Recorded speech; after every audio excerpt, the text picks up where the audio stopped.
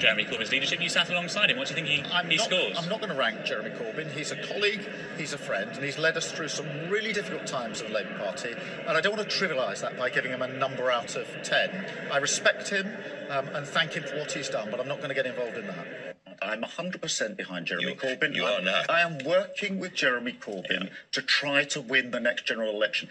And don't trash the last 4 years, because what Jeremy Corbyn brought to this party, he made us an anti-austerity party that stood against cuts. You're loyal to Jeremy Corbyn, and you've spoken in his defence just now.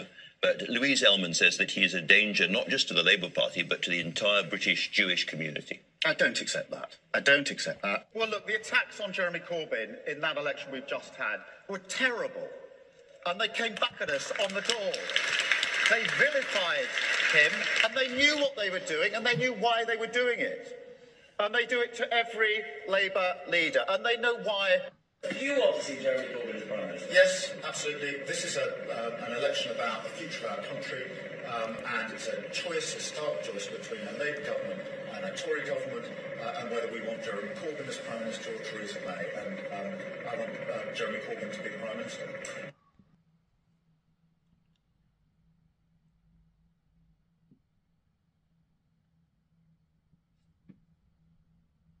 Leadership, the 2019 Labour commitments to nationalise water, energy, rail, the Royal Mail, they'll all be in Labour's next election manifesto. I've made that commitment.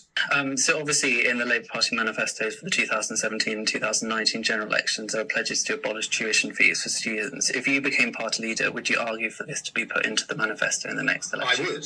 I think it was a very important manifesto commitment. They're building this sort of Jeremy Corbyn style manifesto where anything you want can go in it. None of it is costed. It's a recipe for more of the same. Can you guarantee that under your leadership, the 2019 Labour commitments to nationalise water, energy, rail, the Royal Mail, they'll all be in Labour's next election manifesto? I've made that commitment.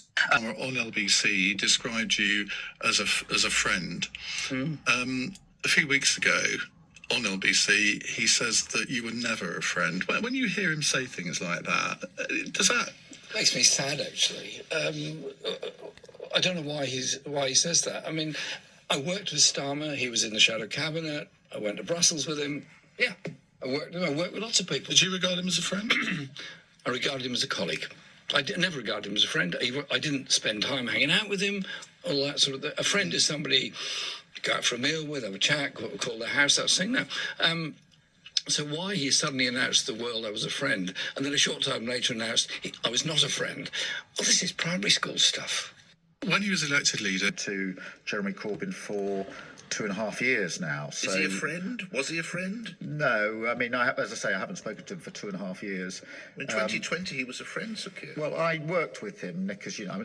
Let's just run through it. I didn't vote for him in 2015 when he stood as leader. I wanted him to stand down in 2016. He won again. I again didn't vote for him. But I did take the view that we needed an effective opposition and that I shouldn't just walk off the stage. Right. But in January 2020, quotes, Jeremy Corbyn is a colleague, he's a friend, he's led us through some really difficult times in the Labour Party. Yeah, now he's not a friend. He did, because, Nick, very straightforwardly, tomorrow is the 3-year anniversary of me being leader, and the very first thing I said, Nick, when I became leader, is I would root out anti-Semitism by its roots. I apologised for what had happened, and I asked for those that had been most hurt by what had happened in relation to anti-Semitism simply to give me the space to show what I could do. I didn't think I could ask them for their support. I said, give me the space to show that I mean what I say. I meant what I said.